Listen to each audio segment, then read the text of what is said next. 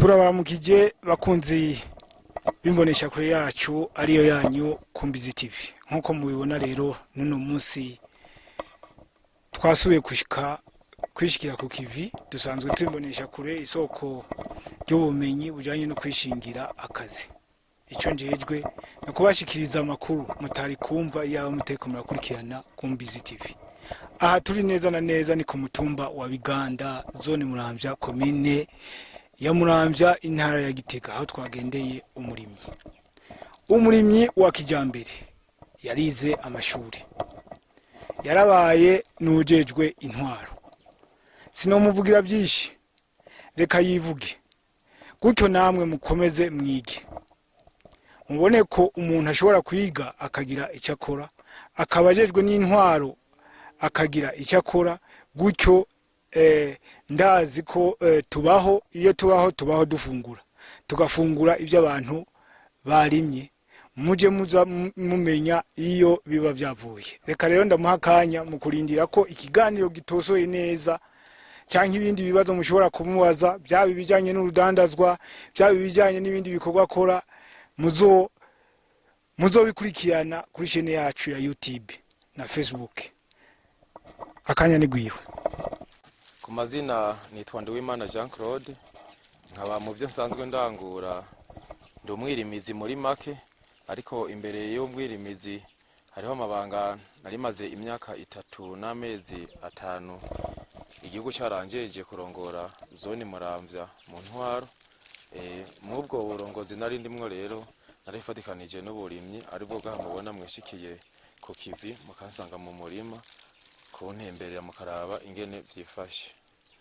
Muri make umwidondoro wanje munsanze ku kivi, nosa nugarukiriza ngaho oya mukorindira ko ikiganiro nyamukuru kizoba. Ego wiyumva gutiyo tugusanze ku kivi nka Kumbizi TV, canke turi kumwe sindije nyenda muhana n'uwundi mugenzanje ngaha mu mbavu abidondore. Wiyumva gutiyo tugusanze ku kivi?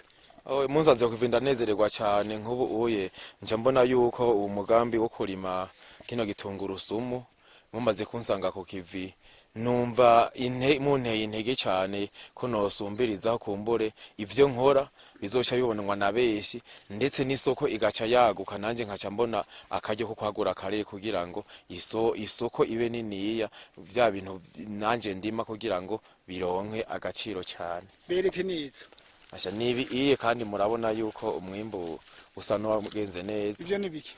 Ibi iye bavyita ibitungurusumu, kandi numuti cyane abeshi barakunda kuvyitiza ngo bagwaye amibe ibintu nk'ivyo, murabona ko bimeze neza cyane. Aha rero ubu n'umuti ukomeye cyane. Buryo ubundi abadukurikirana baba bashaka amahera cyane. Aha rero aye ikiro uno munsi awutamaye 40 ayanyuma 35 sinoguha no mwimbo waje. Murabona kandi ko mwimbo wagenze neza, ababizi barabizi, muzuze murace mu mabotike murabe ingene bimeze. Murakoze cyane. Ugeze ngaho kumbure bazoca imvura ni yatasa, bazoca harima abatariko barabikora muri kano kanya. Bazokeneye imbuto bazondondere mboneye n'akaryo ko mwangendere bazoze ndabahaburiye. Yego urakoze cyane. Reka rero sinokwisangiza ijambo je nyine kuko sinigendanye, turi kumwe n'undi mumenyesha amakuru mugenzanje, umugabo sinomuvugira we asanzwe yamaze gukora byinshi ibyo tuzi, afise uruhara runini mu kuba tiko turashika. Reka ndamu umwanya rero nawe. Yego abakunzi ba Kumbizi TV, amahoro neza, turabaramukije. Nitwa Leonard Habonimana, irijwi murarizi, ndumesha makuru witorokanzo ry'amakuru ABP, ndakorera RTNB, ariko kandi nkaba ndi n'umuyobozi ajejwe itangazamakuru muri Kumbizi TV.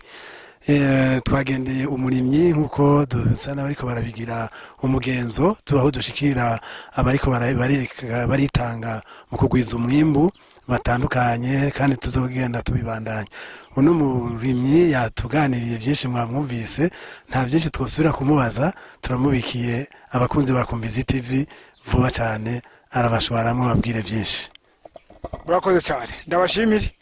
Tuzobaha rendezvous yuko muzokurikirana ico kiganiro, ukaba woshiramo umutahe uzobushiremo, ukaba na wo kwikorana uze wikorane. ukaba uzobaza amakuru uzorondera aho muzokorana gutyo twese hamwe dukore igihugu cyacu gishobore gutera imbere. Twebwe icyo tujejwe ni ukubereka ko ibyo mwibaza ko bidashoboka bishoboka ku rubuga, kandi tukishikira neza na neza aho ibikorwa biriko birakorerwa. Murakoze, muhandanye mudukurikirana.